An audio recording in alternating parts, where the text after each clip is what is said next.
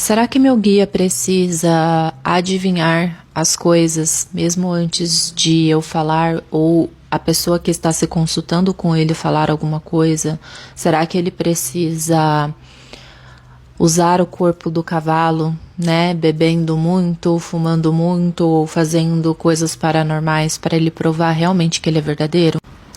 Eu vejo algumas pessoas falando, né, sobre guias que porque ele realmente estava incorporado, porque ele realmente é um guardião, ele realmente é um Exu, porque ele fez isso, isso e isso. E geralmente são coisas bem, assim, extraordinárias, como por exemplo, porque o médium, ele bebeu 1 litro de uísque, cachaça, e ele não sentiu nada. Depois que o espírito foi embora, ele ficou ótimo. Porque ele foi dar consulta e antes mesmo da pessoa abrir a boca para falar alguma coisa, ele já sabia tudo, ele adivinhou tudo.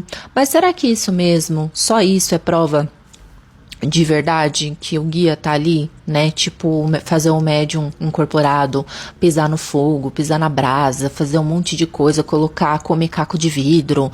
Será que isso realmente é o que faz, né, uma incorporação, uma comunicação, uma conexão com seu ancestral verdadeira? Quando você começa a estudar como que funciona a dinâmica, né, do processo da incorporação, no nível mais técnico, tá?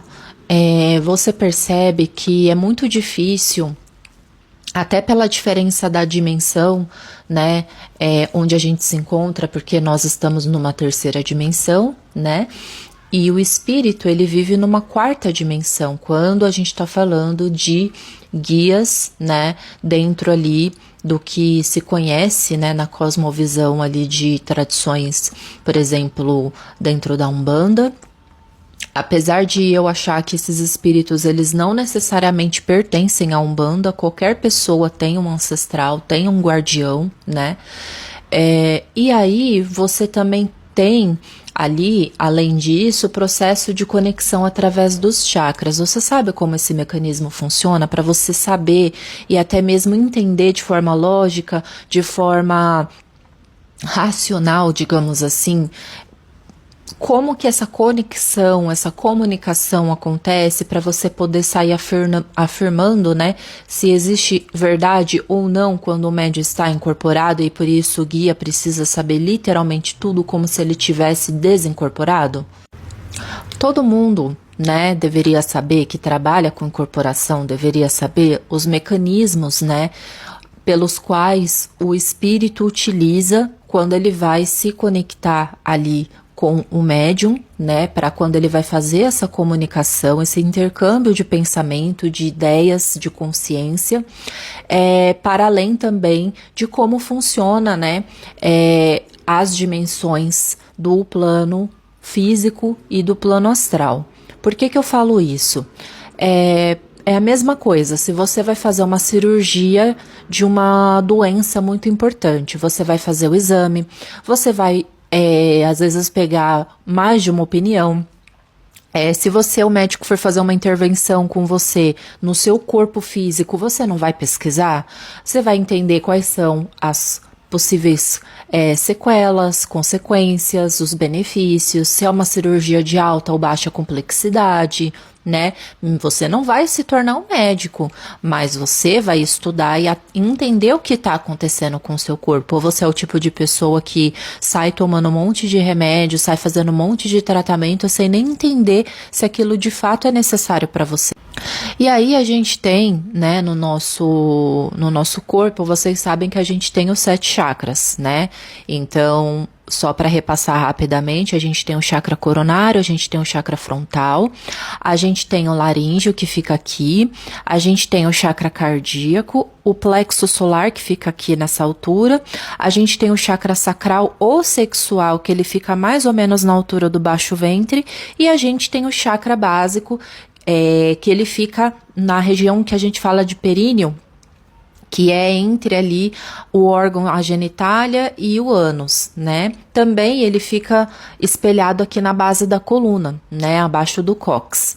Bom, e aí quando você entende esse mecanismo, de chakras principais, eu espero que você saiba que esses não são os únicos centros energéticos que existem no corpo humano. A gente também vai ter chakras nas pontas dos dedos, na palma da mão, na sola dos pés, nas costas, em outras áreas da cabeça. Em outras áreas do braço, das pernas, a gente tem chakras espalhados no corpo inteiro.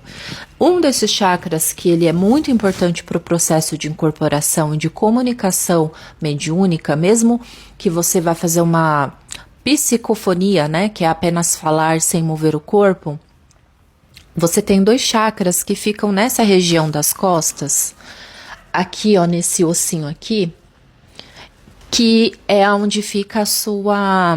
antigamente se falava omoplata, agora é... Eu esqueci o nome que fala agora, esse omoplata é um nome antigo. Mas você tem aqui 2 chakras, que é o chakra humeral.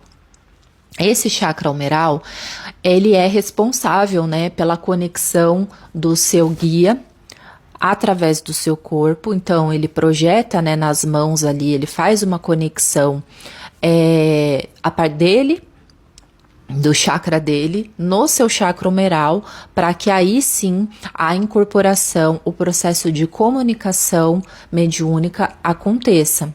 Ou seja, se você tá, por exemplo, com algum bloqueio nesses chakras, se você passou por algum processo de obsessão espiritual, se você tem alguns problemas graves na região das costas, isso com certeza vai afetar, né, a livre circulação de energia desse centro aqui do humeral. E eu fico pensando, inclusive, médiuns que são de desenvolvimento, porque eu não frequento terreiro, mas médiuns que fazem desenvolvimento mediúnico, né, que frequentam terreiro, que fazem incorporação, vocês já perceberam a relação, às vezes, do médium ter muita dificuldade de sustentar uma incorporação ou de demorar mais do que o esperado para conseguir incorporar?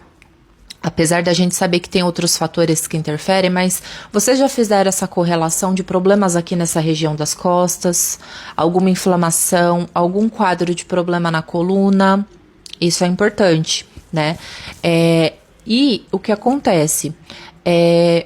Mesmo que tenha essa conexão que o guia faz ali, aí eu tô falando de uma comunicação direta, a gente sabe que às vezes eles não fazem necessariamente um acoplamento ali nos chakras, mas eles fazem um acoplamento áurico, que dentro das tradições de Umbanda se chama de radiação. É quando o guia ele entra no seu campo energético e apenas o campo áurico dele e o seu entram ali em sinergia, e você se sente irradiado. Não é igual à incorporação, porque ele não fez a projeção ali da conexão dos chakras, ele apenas entrou no seu campo energético, né? O médium, porque isso não é possessão, ele fica consciente no processo. Hoje a gente sabe que quase não se existe mais médiums totalmente conscientes, né? Inconscientes, perdão. Todos os médiums aí que eu conheço são conscientes, né? Às vezes, o que ele fala que ele é semiconsciente é porque a memória, né, algumas experiências que são vivenciadas no momento do atendimento, o guia leva com ele, porque às vezes são questões muito pessoais, aprendizados ou informações que o médium ainda não está preparado para absorver, então o guia ele leva embora. Se o médium ele está totalmente consciente, o guia está em 4ª dimensão, a 3ª dimensão é onde o seu corpo biológico está. Ou seja, você já tem um gap gigantesco aí de uma dimensão com outra. Tem o processo do acoplamento ali dos chakras. Aí se o médium tá com o chakra sujo, se ele tem problema, se ele não tá alinhado, mesmo que ele até seja experiente, mas a gente é ser humano. Às vezes você vai estar doente, às vezes você vai estar mal, às vezes você vai estar com os pensamentos, né? Que desalinham seus centros energéticos. Então, o animismo é muito difícil de ele não estar presente dentro de uma comunicação mediúnica. E aí, a gente também entende que por conta desse animismo, o que é o animismo, né? É quando o médium, ele interfere, né? Ele coloca aspectos da vivência dele, das opiniões pessoais dele, das crenças que ele tem, junto com a comunicação do guia. E é muito difícil, é raro você conseguir blindar totalmente esse processo, porque além de um preparo muito profundo do próprio médium, de aprender através de meditação, por exemplo, né, a silenciar os próprios pensamentos. Não é não pensar em nada, mas é estar em total estado de presença, que os guias chamam isso de firmar a cabeça, que é você não ficar pensando em nada do futuro ou em nada que aconteceu no passado, é estar em estado de presença e aprender a ser observador dos seus próprios pensamentos. Muitos médios não têm esse preparo. Ele já carrega dentro dele, muitas vezes, né, crenças de como esses guias, com base no que ele vê nas redes sociais, com base no que ele vê ali no terreiro que ele frequenta, ou na casa espiritualista, que tem casas que, né, também trabalham com incorporação, pelo fato dele já ter, às vezes, vieses inconscientes sobre várias coisas, a forma como o guia deveria falar, né, o medo de repente, o guia fazer uma coisa que é diferente, que é da pessoa dele, e ele ter medo de reproduzir, porque as pessoas vão achar que ele tá marmotando, né. Tudo isso é animismo. O médium, muitas vezes, quando ele passa na frente, não no sentido de ele literalmente passar na frente do guia e tomar totalmente a frente e colocar o guia para trás, mas algumas coisas vão estar lá. Por exemplo, quando o guia vai passar uma mensagem e você fica debatendo na sua cabeça se você deveria ou não falar aquilo, e às vezes você não fala uma coisa que o guia ia falar porque você segurou, justamente porque você está incorporado, não é uma possessão, isso já é animismo. Então, é muito difícil não ter essa interferência do médium ali, mesmo que seja uma pessoa muito bem preparada, muito bem experiente, o guia nunca vai conseguir, né, ser 100% ele, porque o corpo dele está em outra dimensão, ele está usando o seu corpo biológico, que já tem memória muscular, memória cerebral, tem uma consciência coabitando ali, no momento da comunicação.